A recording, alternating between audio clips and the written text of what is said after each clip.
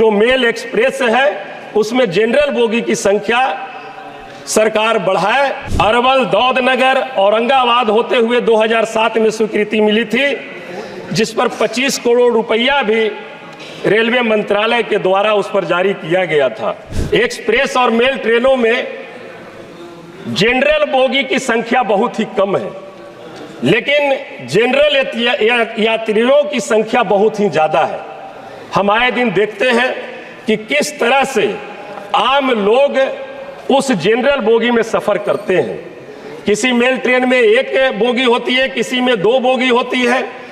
सभी मेल ट्रेनों में जनरल बोगी को बढ़ाया जाए महोदय। धन्यवाद अध्यक्ष महोदय, आपने मुझे रेल बजट पे बोलने के लिए समय दिया।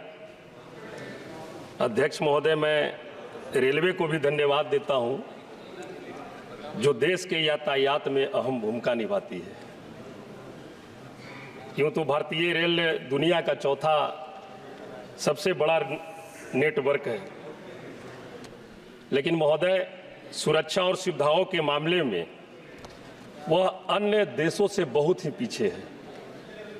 बीते 2 सालों और हाल ही के दिनों में हुए हादसे बताते हैं कि भारतीय रेलवे में बहुत सी कमियां हैं। इसे बेहद पैमाने पर सुधारने की आवश्यकता है महोदय।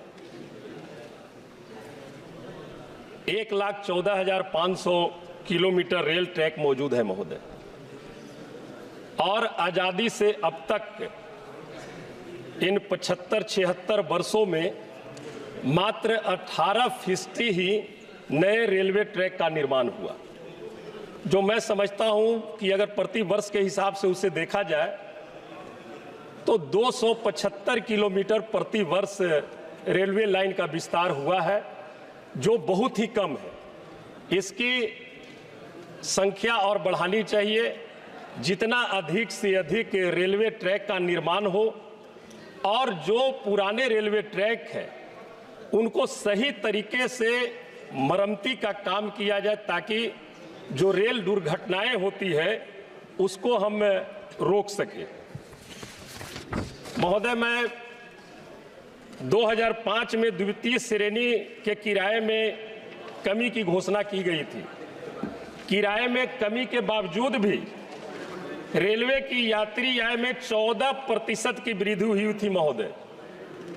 निश्चित तौर पर उसके किराए में वृद्धि भी हुई थी और रेलवे फायदे में भी रहा था, लेकिन आज किराए में वृद्धि भी सरकार कर रही है और रेलवे घाटे में भी चल रही है। हम बताना चाहेंगे महोदय, यह सरकार रेलवे को निजीकरण हाथों में देने का प्रयास कर रही है। महोदय, अगर इतनी बड़ी रेल को निजी हाथों में अगर सौंपा जाएगा तो सरकारी नौकरियां खत्म होगी और बड़े पैमाने पर बेरोजगारी बढ़ेगी महोदय। हम जिक्र करना चाहेंगे महोदय, देश के एकमात्र रेल मंत्री माननीय श्री लालू प्रसाद यादव जी थे, जिनके समय में रेलवे का बहुत बड़ा फायदा हुआ था।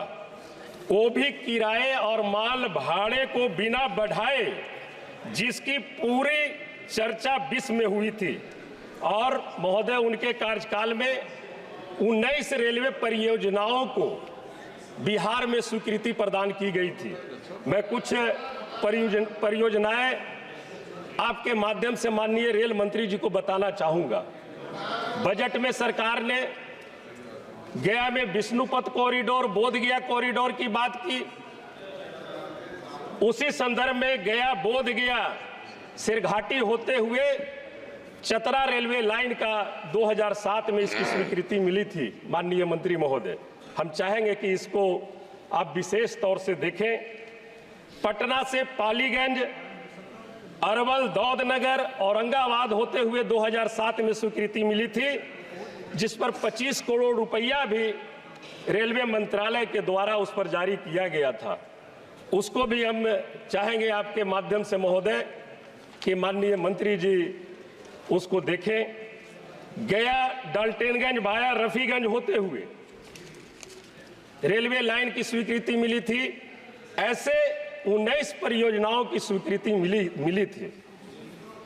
हम ये जरूर कहना चाहेंगे कि बिहार पर्यटन के क्षेत्र में इंटरनेशनल पैलेस जगह है। राजगीर हो, बोधगया हो, विष्णुपथ हो, पुनपुन हो, ये सभी जगह है महोदय। हम आग्रह करेंगे कि वंदे भारत ट्रेन पटना, जहानाबाद, गया, औरंगाबाद, सासाराम होते, दीनदयाल उपाध्याय होते, वाराणसी होते, दिल्ली तक के अगर वंदे भारत ट्रेन चलाने का काम अगर सरकार करती है तो पर्यटन के क्षेत्र में बहुत भी बढ़िया मुनाफा देखने को मिल सकता है। क्योंकि बोधगया और वाराणसी इन जगहों पर देश और विदेश के पर्यटक आते हैं। उनकी आवागमन में बहुत सारी कठिनाइयों का सामना उनको करना पड़ता है। हम तो चाहेंगे, पहले हम लोग के यहाँ फ्लाइट भी चलती थी, एक दिल्ली गया वाराणसी होते चलती थी, वो भी बंद कर दी गई है। इसलिए माननीय, आपके माध्यम से माननीय मंत्री महोदय जी से हमारी आग्रह होगी कि इसको विशेष कैटेगरी में रखकर एक वंदे भारत ट्रेन जो गया से पटना से चलकर जहानाबाद, गया होते हुए, वाराणसी होते हुए दिल्ली तक के अगर चलाने का काम करें तो हम समझते हैं कि बहुत ही अच्छा होगा। महोदय, एक हमारा आपके माध्यम से आग्रह होगा माननीय मंत्री महोदय जी से, एक्सप्रेस और मेल ट्रेनों में जनरल बोगी की संख्या बहुत ही कम है, लेकिन जनरल यात्रियों की संख्या बहुत ही ज्यादा है। हम आए दिन देखते हैं कि किस तरह से आम लोग उस जनरल बोगी में सफर करते हैं। किसी मेल ट्रेन में एक बोगी होती है, किसी में 2 बोगी होती है। सभी मेल ट्रेनों में जनरल बोगी को बढ़ाया जाए महोदय। पर्व के दिनों में तो और भी बहुत कठिनाई होती है। एक एक बोगी में 500-500, 700 हमारे लोग सफर करते हैं। इसलिए महोदय, हमारा आपके माध्यम से आग्रह होगा कि तमाम जो मेल एक्सप्रेस है उसमें जनरल बोगी की संख्या सरकार बढ़ाए ताकि आम लोगों को इसकी सहूलियत मिल सके। एक आग्रह हम माननीय मंत्री महोदय जी से आपके माध्यम से करना चाहेंगे। गाड़ी संख्या 12987, 12988 जो अजमेर सियालदा एक्सप्रेस है, गया के बाद वो डिहरी में रुकती है महोदय। उसके बीच में अनुग्रह नारायण रोड जंक्शन है। अनुग्रह नारायण पूर्व मुख्यमंत्री सत्येंद्र नारायण सिंह जी का गृह जिला है और उनका वहां घर है।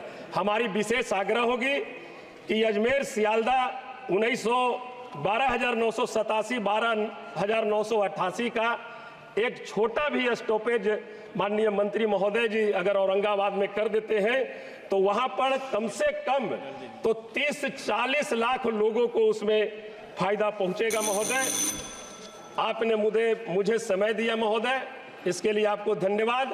और आपके माध्यम से मैं आग्रह करना चाहूंगा माननीय मंत्री महोदय जी से कि मैंने जो कुछ जनहित में जो आपके सामने जो प्रस्ताव रखा है, कृपया हमारी आग्रह होगी कि उस प्रस्ताव पर गंभीरता पूर्वक आप विचार करें। बहुत बहुत धन्यवाद।